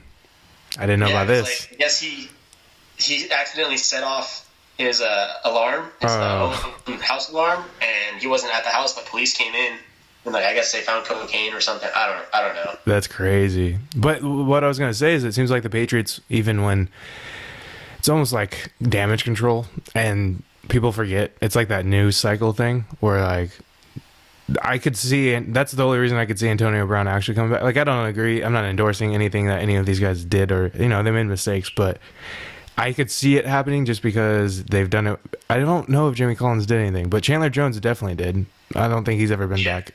Right, has he? I don't know. Yeah, but that's the thing. They'll cut people, and it's like a revolving door. Like it's not personal; it's business, and then they'll come back and play years later, and it's Yeah, exactly. That's because it's business. Like, yeah. That's why they're so good, though. It's not. They don't. They look at how a person behaves and stuff, and if it's too bad, if it's bad enough, they'll get rid of that like cancer, as Bradley would say, and then but once they think that person may have people make mistakes, so they don't hold grudges or anything, but yeah. What just sucks is like if we did any of that stuff in our jobs, mm-hmm. we'd let it go right away. Right. So right. That's very true. Very true. But these guys, that's the thing. Like they talk about John Jones, in the UFC all the time, Chandler's brother of all things, and how crazy he is. Like, but he's off the rail. Like he gets in trouble sometimes, gets caught up into some things. But it's that like it's part of his personality that's driven him to be this like unbalanced. Like you can't be a balance. There's no such thing as balance in life when you're a champion. Like you give your all to that sport. Well, and you have a reputation to live up to as well. Right. No. Yeah. And I'm not endorsing anything that they do, but it's like somewhat part of their person, and they got to get over that. They got to figure out how to function. Right. Balance work. Yeah. Take playtime. Yeah, and being a good role model for kids, because that's the other thing. It's not good. Probably looking at it. What do you got going for this today? Probably just football and cooking some meal preps. Nice. Yeah. What are you cooking? Got a porterhouse and some. I grilled some ribs last night. So. Nice, yeah. Dude. What about you? I'm gonna have my heart tonight. Oh, nice. Very cool. Not sure how I'm gonna get, but we'll see. All right, dude. Well, that was a great podcast. Yeah. That was really nice talking to you. Hopefully, you got everything. I'm excited to hear it. Yeah. Even though I hate listening to my own voice. No, yeah. And I'm sure, that's something to get over. You froze. Hold up. Can you hear me? Then you're back. We should do this again, like in a few weeks or maybe a month. Like if you get some more stories, some more experiences. Yeah, I'll be. I'm gonna go fishing after this. Actually, but oh, nice. I'll be, actually, kind of down your way, down south a little bit, hunting and next weekend actually. What area? Like what? Not like Kennedy your Meadows. zone, huh? Kennedy Meadows. Oh, no way. Yeah, I'll be up there When are you gonna be there? next weekend. I'm leaving Friday. It's like an 8.5-hour drive. Opener for G38, the hunting zone over there. Oh, excuse me. You're good. So I'll be over there with my family. I got a few days off of work, so I'm able to get out there Monday, Tuesday. So my dad and I, we've got our deer this year. So if we get another deer, it's that's just bonus, you know. So we're basically just gonna be up there and partying and just having a good old time. If we get a deer, we get a deer. But it's not like it's not a stress thing to get the deer. Oh, it probably will be. We get one, but we're not gonna be mad. Our freezers are gonna be full. So what do you do? So how long can you wait for? How long does the meat stay good? I was thinking about, and you kind of somewhat talked about it, but how long? You kill that deer if you got a deer in the middle of the night, or you were bringing it, and butcher shops are closed. What do? You throw it in, you find a freezer. Usually, okay, yeah. So if you have the resources, you can hang it in a tree, because that's what you want to do. So before you start cutting up deer into steaks and making sausage, you want to have it hanging, either in a freezer or in a tree. And I guess that has to do with draining blood out of the meat or something. I don't know. I don't really know why. I should probably look that up. So you're supposed to hang it. But yeah, if you're out there by yourself in the middle of the woods or something, just putting it in a tree and then getting ice. If you have ice, Try to just keep it cool because you don't want it because the hotter it gets, the more bacteria starts growing. Right. And you can get pretty sick off of that stuff. So yeah, that's hanging in a tree and get it down the hill somehow. I mean, you were talking about Ranella and like how the equipment, how he brings that up. Is there equipment like ice sleeves or like ice wraps or like something cooling where you can like wrap it in something? I don't know. That's just. I don't know. I'm sure you could do like how you get the wraps for your arms. Yeah. I'm sure you can do that. What I did last year, because last year I got my deer and I brought it. I actually butchered my own deer last year, so that was kind of cool. But so we still had a 4.5 hour drive back to Santa Rosa. So what I did was just bought a few bags of the 20-pound, few 20-pound bags of ice, and just stuffed it in the deer cavity, and just made sure the meat was cold. Okay. Cool. Yeah. Okay. There are ways to make sure your meat is going to be good. Yeah. All right. That makes sense. It's good to know. Yeah, man. I'd love to do this again. I mean, it's good talking to you. For sure. And yeah, it's been a while. Been a while. It's been a while. All right, Scott. Have a good day. I'll talk to you soon. Keep doing your thing. I'll catch you later. Huh? Yeah. Catch you later.